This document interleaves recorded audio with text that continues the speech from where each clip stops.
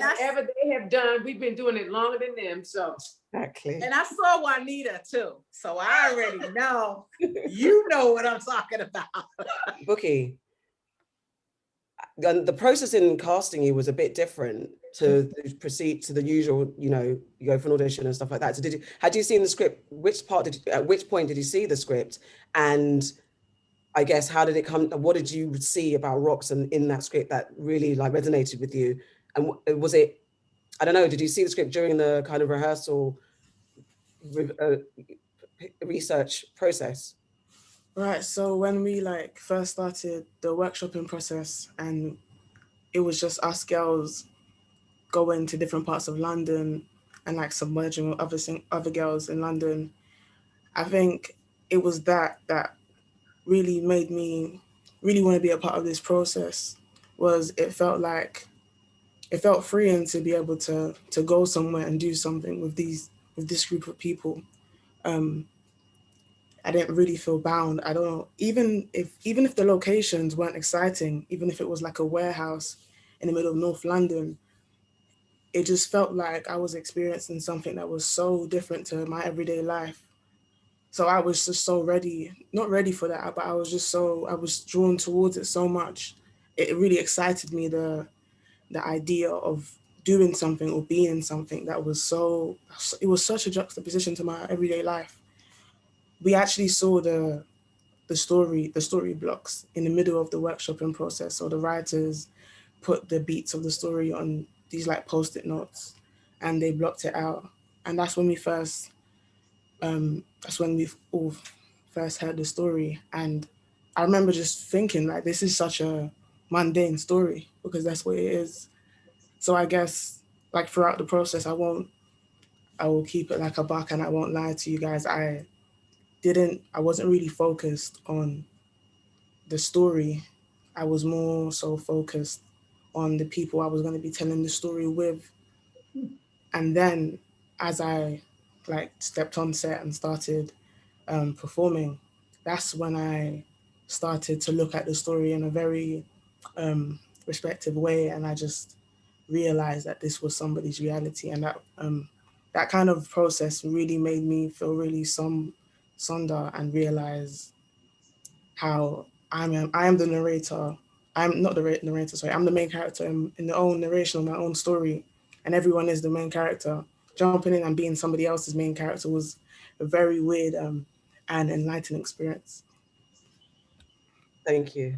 And Radha, you the creator of your world, so it's a bit different, again, a different process, that it wasn't like you saw the script for the first time, you are the script, you made the script. So I guess what was important as you were writing the script and building it, what was important for you to get across that, so that we could relate? And like I said, you're my homegirl now because I relate so much to Ms. Radames. So what was it in that you felt you had to pull out of the script to make it relatable? Well, if I'm being completely honest, this was also part of my personal healing work. Call it exorcism or catharsis. I just had this thing that I had to say. And what started to create both a pressure and just a deep desire to get it right was a couple of things. Is, you know, I would be using my own family's artwork, my mother's image, her painting, my brother, the family name. I really wanted it to feel authentic to our legacy in New York as artists. It's a send up, so it's not 100% my life, but it's a good portion. And so I just wanted it to feel, I wanted my parents, not that I will ever really know this, but I feel in my heart, I wanted them to feel honored. And I wanted Black artists to feel seen. And so where that was affirmed is when I would do readings of it with other actors, some professionals, some my friends, and they said they could relate to it. You know, because I do think the story, you know, people are there's a different entry point for different people, for different reasons. I just wanted to make sure that somebody could see, some of it could resonate with another person, and that the people that I was speaking about, New Yorkers, Black artists, Black women of a certain age, felt seen. And then there's another thing that I don't think it's important. I really think rather it is important to not give energy to people who approach your work negatively or with a skepticism or scrutiny that is not about anything healthy. But I was kind of propelled by people, someone even on Twitter. Again, I know I should stay off of there, y'all. I know I should stay off of there. I know. But someone on Twitter the other day, someone who actually looks like me, said they didn't buy it, that a woman my age and my size would have this young man pursuing.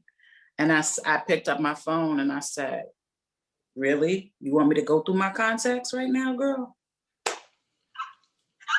So I did have something to prove, is that a woman who looks like me and who is my age is still desirable.